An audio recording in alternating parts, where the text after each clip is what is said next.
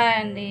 మన వంటింటి రుచిలో స్వాగతం. మనం ఈరోజు చేసుకుంటున్న రెసిపీ వచ్చేసి గోధుమ పిండితోన స్నాక్స్ రెసిపీ అండి. ఇంట్లో ఉండే వస్తువులతోన చాలా ఈజీగా టేస్టీగా స్నాక్స్ చేసుకోవచ్చండి. ఇలా చేసుకొని 1 మంత్ నుంచి 2 మంత్స్ వరకు కూడా స్టోర్ చేసి పెట్టుకోవచ్చండి. పిల్లలు ఎప్పుడైనా స్నాక్స్ అడిగినప్పుడు హెల్తీగా టేస్టీగా ఇలా చేసి పెట్టారంటే పిల్లలు కూడా భలే ఇష్టంగా తింటారండి. ఒకసారి ట్రై చేసి మీకు ఎలా కుదిరిందో నాకు కామెంట్లో తెలపండి. ఇప్పుడు ప్లేట్ తీసుకొని దీంట్లోకి 1 కప్పు గోధుమ పిండి వేసుకున్నాము.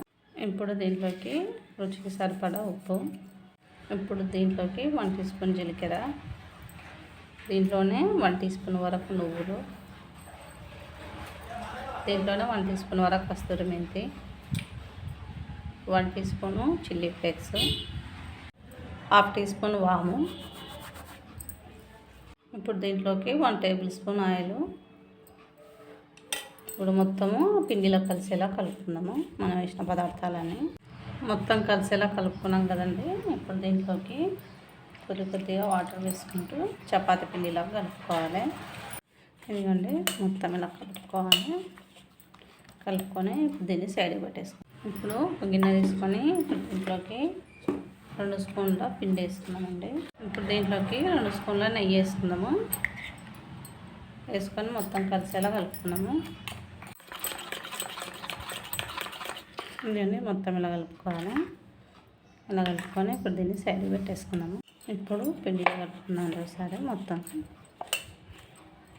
కలుపుకొని ఇప్పుడు దీంట్లో ఒక 3 భాగాలుగా చేసుకున్నామండి. ఇప్పుడు ఒక భాగం తీసుకొని మిగతాది సైడ్కి పెట్టేసుకొని ఇప్పుడు దీన్ని చపాతీలాగా వేసుకున్నాము. పతలా వేసుకోవాలి. ఇదండి మొత్తం చేసుకున్నాం కదా చపాతీలాగా.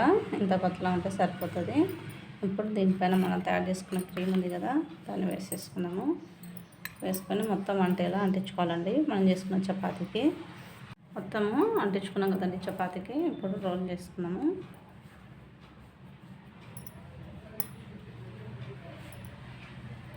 దగ్గరికి రోల్ చేసుకోవాలి.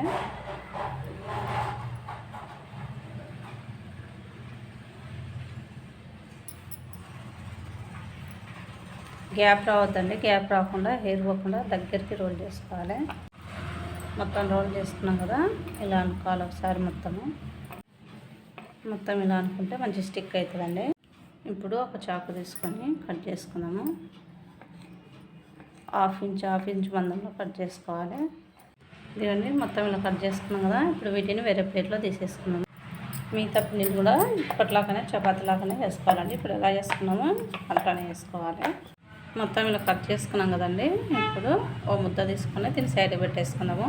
ఓ ముద్ద తీసుకొని చేతిని ఇలా ఫ్రెష్ చేసి ఇప్పుడు పూరిలాగా వేసుకోవాలి. దీన్ని పతలా వేసుకోవాలండి, మందం ఉండొచ్చు. ఇదండి ఇలా పూరిలాగా వేసుకున్నాం కదా మనము. దీనిపైన మనం తయారు చేసుకున్న క్రీమ్ ఉంది కదా దాన్ని రుద్దుకోవాలి.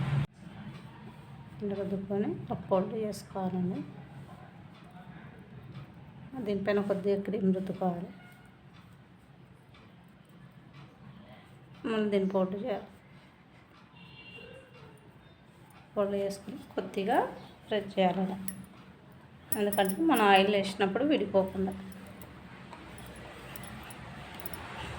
ఇలానే ఇలా వేసుకొని ఇప్పుడు వీటిని ప్లేట్లో తీసుకున్నాం. మిగతా వాటిని కూడా ఇలానే వేసుకోవాలండి.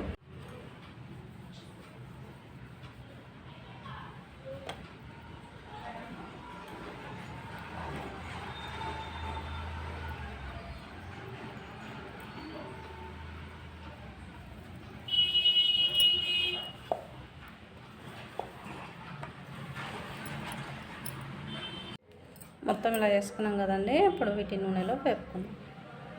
స్టవ్ ఆన్ చేసి కడాయి పెట్టి ఆయిల్ పెట్టుకున్నాను. ఆయిల్ కూడా హీట్ అయింది. నార్మల్ హీట్ అయితే సరిపోతుందండి. ఎక్కువ హీట్ కావాల్సిన అవసరం లేదు. కొద్దిగా వేగి పైనకి వచ్చాయి కదా ఇవి. ఇప్పుడు వీటిని మరోవైపు తిప్పేసుకున్నాము. స్టవ్ను లో టు మీడియం పెట్టుకొని వేపుకోండి. హైలో పెట్టి వేపుకోవద్దు. అట్లా వేపుకుంటేనే మంచిగా వేగుతాయండి. లోపలి వరకు వేగి క్రిస్పీగా వస్తాయి. హైలో పెట్టి వేపుకుంటే కలర్ వస్తాయి కానీ లోపల మెత్తగా ఉంటాయండి. వేగాయండి. ఇట్లా గోల్డెన్ కలర్ వచ్చేంత వరకు వేపుకోవాలి. ఇదిగోండి వేగాయి. బబుల్స్ కూడా తక్కువే కదా ఇవి వేగినప్పుడు. ఇప్పుడు వీటిని వేరే ప్లేట్లో తీసేసుకున్నాము. మిగతా వాటిని కూడా వేసి వేపుకున్నామండి. మా వీడియో నచ్చినట్లయితే లైక్ చేయండి, షేర్ చేయండి, కామెంట్ చేయండి. ఇలాంటి మంచి మంచి వీడియోల కోసం మా ఛానల్ సబ్స్క్రైబ్ చేసుకొని పక్కన గంట సింబల్ని క్లిక్ చేయండి. ఇదిగోండి, గోధుమ పిండితోనే ఎంతో టేస్టీగా ఉండే స్నాక్స్ రెడీ అండి.